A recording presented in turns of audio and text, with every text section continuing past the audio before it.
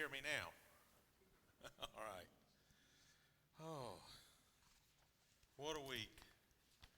It's been a long week for me. Started the week off right by changing the time. I haven't slept a night right this whole week. I mean, every morning up around 4 a.m., and then by about 3:30, 4 o'clock that afternoon, I'm like, and three 12-hour days this week. It's just, and then needing to come home and get my sermon stuff prepared and all like that it's been rough. And one of those days, this time of the year, I still have some allergy problems. And Thursday, our job was to go out and mow about 40 acres. And all the good, well, probably more than that actually, but a whole huge area. All the good goldenrod that is already bloomed out and drying up and fuzzing out, and the broom sage and the dog filling, all that good stuff. Whenever I was mowing, it's so dry because we haven't had so much rain. There was actually times when I needed goggles because my glasses, it was just getting all in my eyes and I have to stop. And it would take a long time for the wind to just blow all that past me. And it just messed my allergies up something awful. And so it's been a rough week. And it's had my throat all kind of messed up. So I hope y'all don't mind. I brought some water today to keep it all lubed up. And I knew that if I didn't want to drink the city water for sure because that chlorine really messes with my throat. So I got the good stuff. I got the Fiji water, that stuff from Fiji. I went to the grocery store yesterday, and it's amazing how many kinds of water they got now, but I figured I'd get that. So I'm going to get some and pour it up. But got 2 glasses. Anybody else want a glass of water? All right, come on up. We'll get some water going here. The good stuff here. Let's see here. 1, 2, one for each one of us. So, shake it all up good. I don't know if I want that water now. Oh, it's just for flavor. Yeah, but what is it? It's just flavoring. What kind? Well, I've learned through the years, we all like to watch nature, right? You can learn a lot from nature. And how many times have you seen, if you got a larger dog around the house, you leave the toilet seat up? They love it. They'll go to that before they go to their dish, right? Right. I figured we'd try it today. No, you can have it. I'll pass. But, I figured it up. There's roughly 30,000 drops in this liter and a half, and I only added 2. Yeah, but Just a little bit for flavoring. you can. Yeah, go right ahead. I'll pass. Go for it. It still looks clear, doesn't it?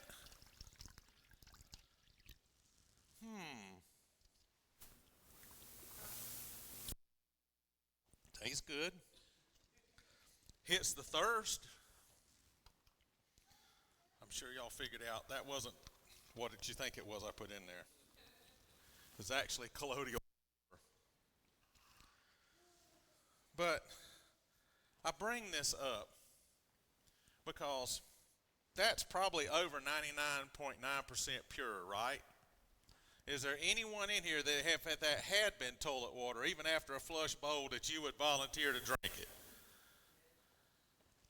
But it's almost pure, right? Almost pure isn't pure. Water that's got just a little slight contamination can make you either very sick or can actually kill you. Have any of you ever been on vacation somewhere and you got a hold of some bad water or bad food and the stomach went to growling and roaring? Did you have a wonderful trip after that? It ruined it, right? Did you have energy like you've never had before? No, you can't hardly go, right? Just a little tiny bit of contaminant can ruin something. Let's face it. The Lord made the best thing in nature for us to put into our bodies for hydration, right? You can't get any better. But just a little tiny bit of contamination can turn that thing that's wonderful for our bodies into a curse almost. Well, I like to use examples and parables and things like that, just like Jesus did. Because I guarantee you, all of you were awake whenever you heard that, right? You didn't miss out on that. That's something that you probably won't forget if you see somebody pull out. I shouldn't have messed up Fiji water like that, but the next time you see Fiji water, you might remember that. But, you know,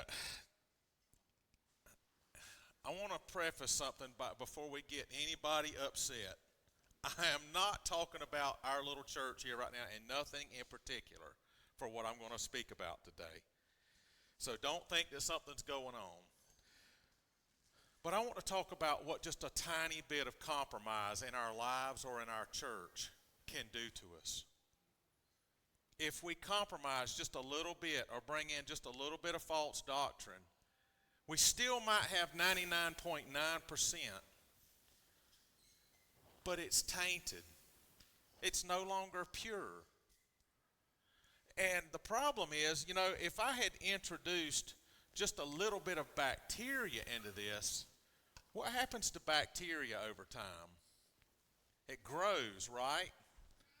So what might have been one little drop and just a few short hours in sometimes can be enough to do you in. And so many times throughout this earth's history, man has tried to put their doctrine into what was God's doctrine and intermingle it. Because sometimes we get to thinking, well, I would really like it if I could do this. So maybe we'll just, interpret. That's one of the most favorite things is to interpret.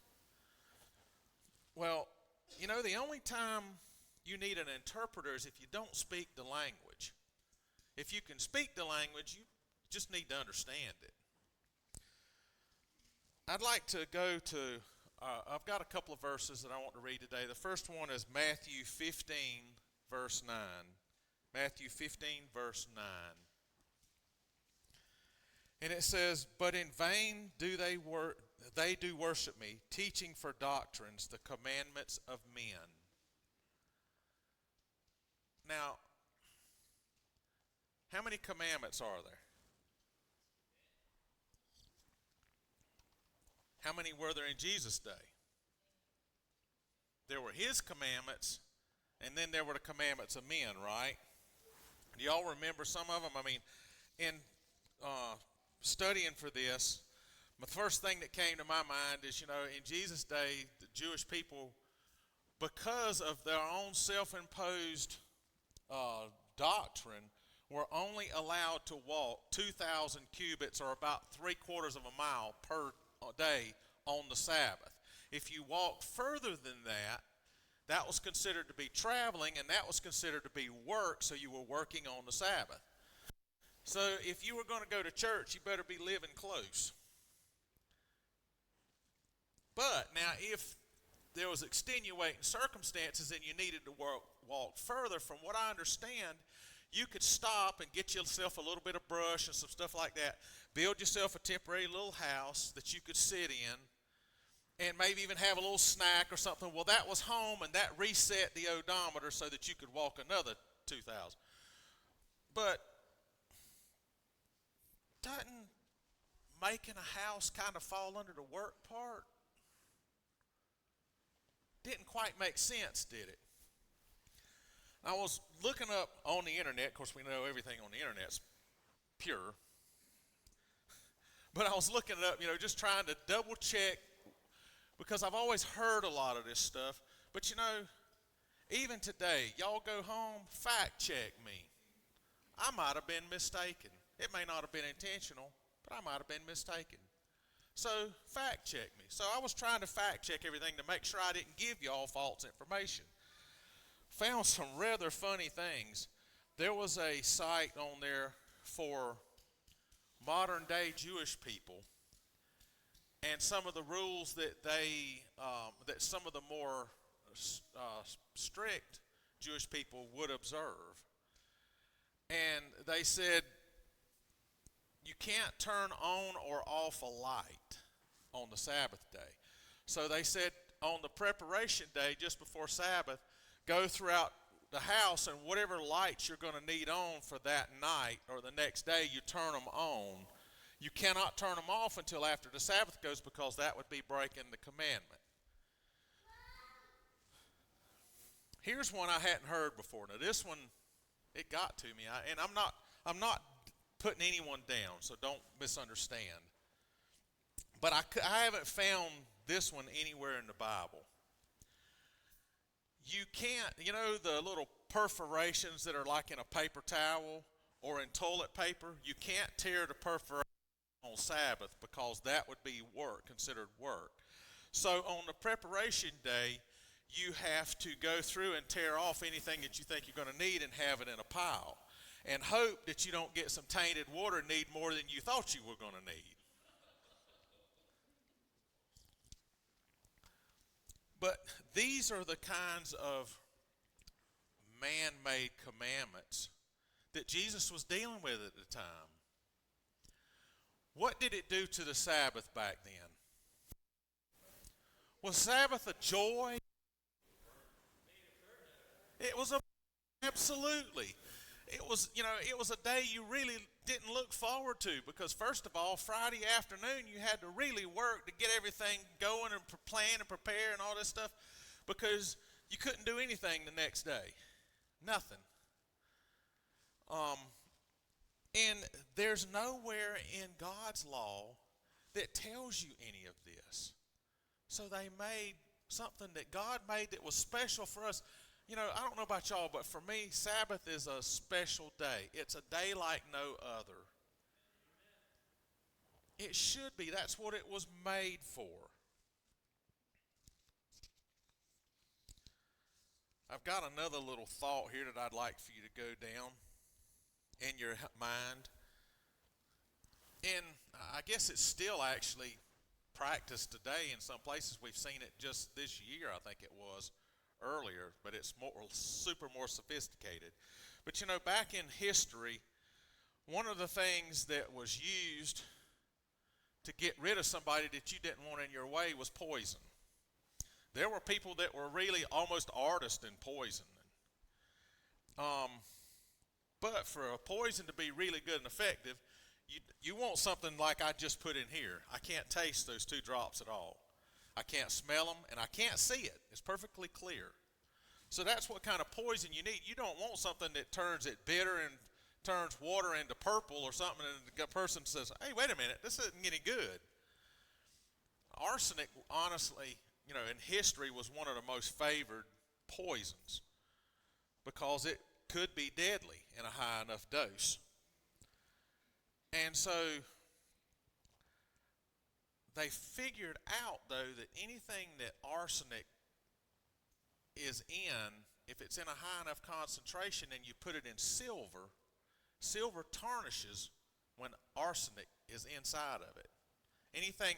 Arsenic is a sulfur-based thing, and sulfur tarnishes silver. That's why there's sulfur in the air, and if you leave your silver laying out for a long period of time, it turns black. Well, it would turn black slowly if you had a high enough concentration. But if it was a low concentration, and unless you just let it sit there for a long time, you didn't realize it. Well, arsenic slowly, your body can get rid of certain amounts of arsenic, but slowly builds up in your body over time. And you become to get sick, not feeling well, and if you continue to drink it and it's building up, it's fatal. That's what compromise is for us. Something that we look at from my generation that some people looked at and said, oh, that's just such a minor thing, it's not going to affect. Now that there are 2 generations later, it's in full bloom. We see the effects of what that little tiny, tiny compromise was.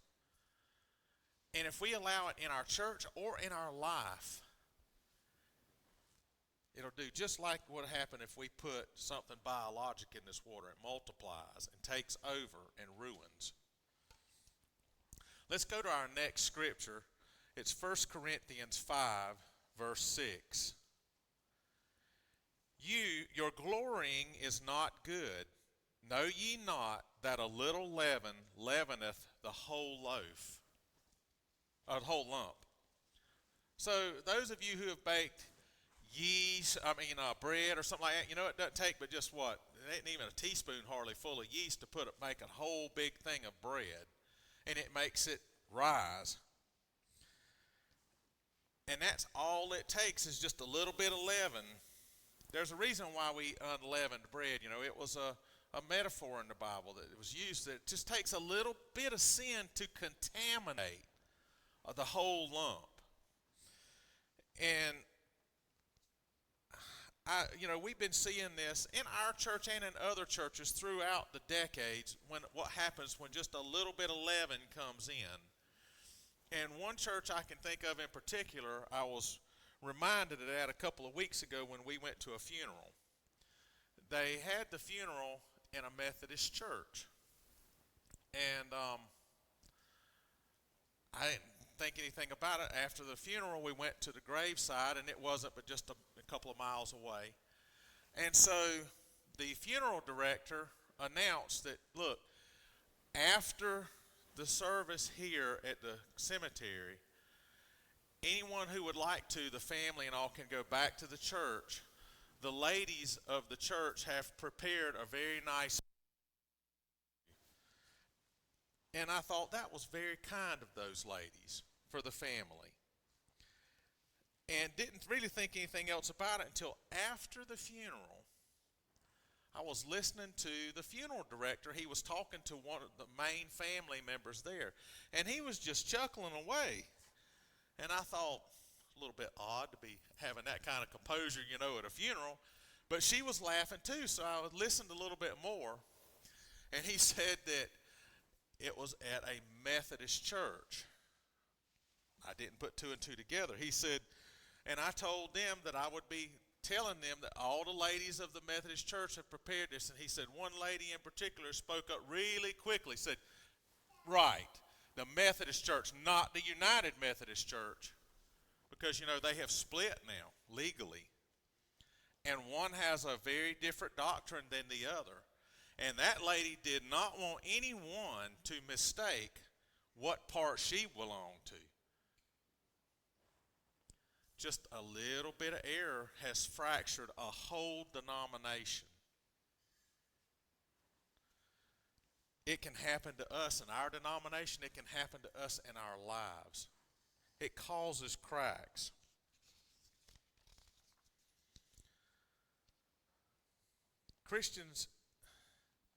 As Christians, we need to deal with error, but we need to deal with them in a Christian way, but we don't need to ignore error, and especially when it comes to our own lives. Not trying to brag at all here this morning, but Matt and I have been trying to sell a couple of pieces of equipment now for several weeks that we don't use any longer, and we prefer to take that and get something we can use. And I don't know how many times people now have said, we'll come there Saturday and look at it. And we said, no, you can't do that. That's the Sabbath. We do not do any business on the Sabbath. It actually gives us an opportunity to explain about the Sabbath because most people don't know. And yesterday we even had one gentleman said, I'm coming. He left a long destination, and said, okay. And he called us up and said, yeah, I think I'll be there around so-and-so. We said, too late. You may as well turn around. Why? We said, we told you you had to be here before Sabbath. Well, he kind of altered his plans and made sure he got there before Sabbath. We sold the equipment. We could have sold it 2 weeks ago, 3 weeks ago, a month ago. But had we done that, what would it have done to us? Just a little bit of compromise on that thing. Well, oh, it's just business. Oh, well, they can't make it any other time. Doesn't matter. It puts poison inside of us that starts growing, starts metastasizing. I've got a quote here that's actually two different little paragraphs that are separated by one paragraph from Great Controversy. It's page 45. I want y'all to listen to them. The first one here says, "But there is no union between the prince of light and the prince of darkness. And there can be no union between their followers." That makes sense, doesn't it? When Christians consent to unite with those who were but half converted from paganism, they entered upon a path which led further and further from the truth. Satan exulted that he had succeeded in deceiving so large a number of followers of Christ. He was happy he done succeeded because he got just that little drop or two in. That's all he needed, was a drop or two. And if you skip down about a paragraph, this is the next one.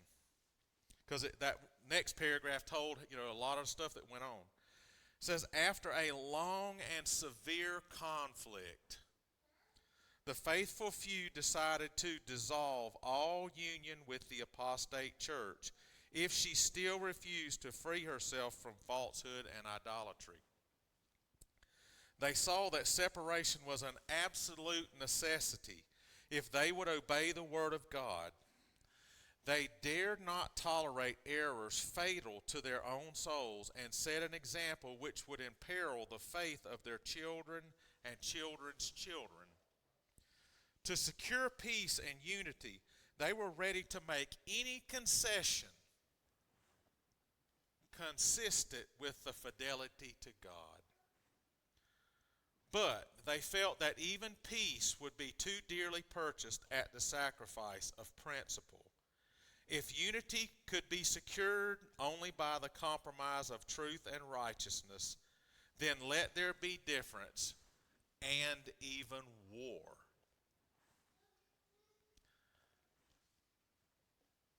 Those people that made that decision are the true church of God today. And whenever we as Christians, if we find new doctrine that we have found, that's new to us, that somebody mentions to us or whatever, then it's our job to, if we've searched it out and figured out that it's true, to keep it. No matter whether grandma said it was different or no matter whether the preacher says it's different. It's our job. And I know that last little bit there where it says even war, it's a little bit extreme, isn't it? But you can't mix truth with error. It's going to make us different, though, isn't it? Because we're not going along to get along. Well, in 1 Peter 2:9, it says something about that. 1 Peter 2:9.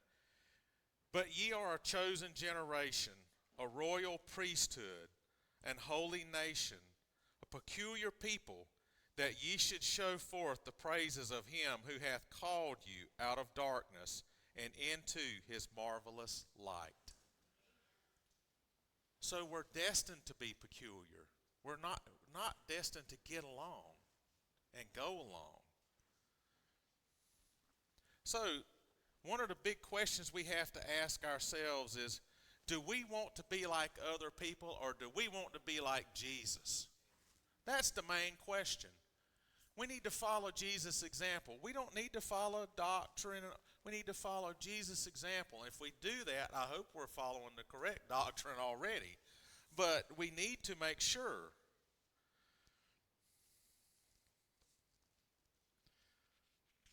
So the next question, how do we know if error is creeping into our church or our lives? It tells us in 2 Timothy 2:15. 2 Timothy 2:15.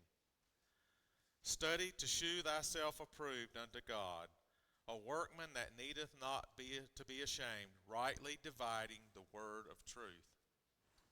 That's how we do it, isn't it? Give me the Bible, right?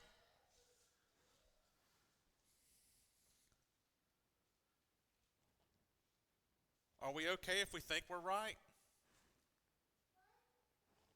No. Are you okay if you think I told you the truth? No. I've already told you to go home and fact check me, didn't I? We should know we're right because we've done what 2 Timothy told us to do. What happens if we figure out we've been wrong? What happens if we've been drinking the water with a drop?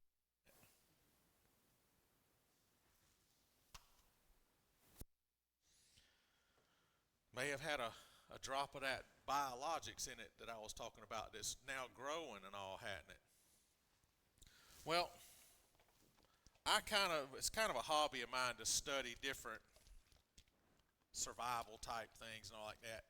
I bet Billy learned this and several other of you that may have been in the military.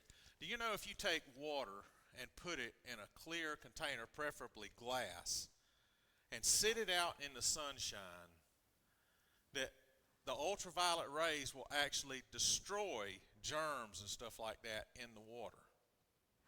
It doesn't have to get hot. It's just the ultraviolet rays. Now, that doesn't get rid of poisons and things like that.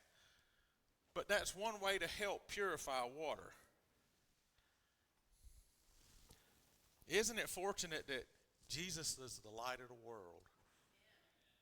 He can come in and shine in through us and kill that stuff that we have taken into our bodies unknowingly and get rid of it. Well, what about poisons and stuff? You know, here we use charcoal and all kinds of things and other chemicals to get rid of them. There's a song I remember that I've been singing since I was little. There's power in the blood. Jesus can take his blood and wash us white as snow, the Bible says. Our garments will come out and they will be 100% pure. Not 99.9, 100. Jesus can purify. We just have to have willing hearts. So, what kind of water do you want? Do you want the pure stuff or do you want the stuff with added benefits, so to speak? I don't know about y'all, but I want the 100%. No contaminants. So let's read one last verse. John 4, 13 and 14. John 4, 13 and 14. Jesus answered and said unto her, Whosoever drinketh of this water shall never thirst again. But whosoever drinketh of the water that I shall give him shall never thirst. But the water that I shall give him shall be in him a well of water springing up into everlasting life. So he's not only going to just come and purify our water, but he's going to give us more water even than we need, which hopefully then is going to spread to some other thirsty soul. Amen? I don't know about y'all, but I want the 100% pure water that is available nowhere on this earth. The only place we can get it is from Jesus. So the next time you're in the grocery store and you see all the different brands, and especially the water, remember, let's don't let any little bit of compromise come into our lives at all. Our closing hymn is going to be page 272. Give me the Bible.